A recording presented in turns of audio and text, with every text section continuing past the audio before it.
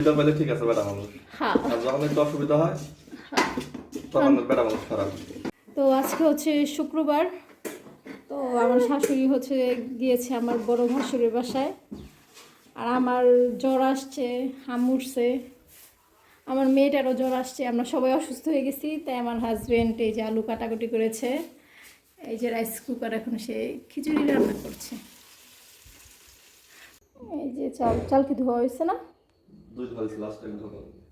আচ্ছা, কি মশলা কি পাটার মধ্যে বাটাবাটি হয়েছে? বাহ, গুড গুড গুড। তো মাঝে মধ্যে হাজব্যান্ডের মানে এত কেয়ার, এত ভালোবাসা দেখে মনে হয় ওর সাথে আর কখনোই রাগ করব না, কখনোই ঝগড়া করব না। হ্যাঁ, যে মেয়েটাও এটাই বলতেছে, কিন্তু দুর্ভাগ্যের বিষয় যে সেদিনই ওর সাথে আর কি এমন কোনো একটা কাজ করে বসে যে মারাত্মকভাবে ঝগড়া লেগে যায়। আর এগুলোর নামই হইতেছে বেটা মানুষ। এরা মুহূর্তে ভালো থাকে আবার মুহূর্তেই খারাপ। যদিও বদনাম করতেছি না, এটাই সত্যি, এটাই বাস্তব। বেটা মানুষ, তাই না? ও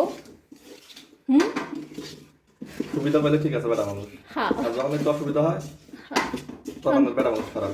হ্যাঁ হ্যাঁ, বেডি মানুষের যত সুবিধা দিবা ততই বেডি মানুষের মুখ থেকে প্রশংসা শুনতে পাইবা।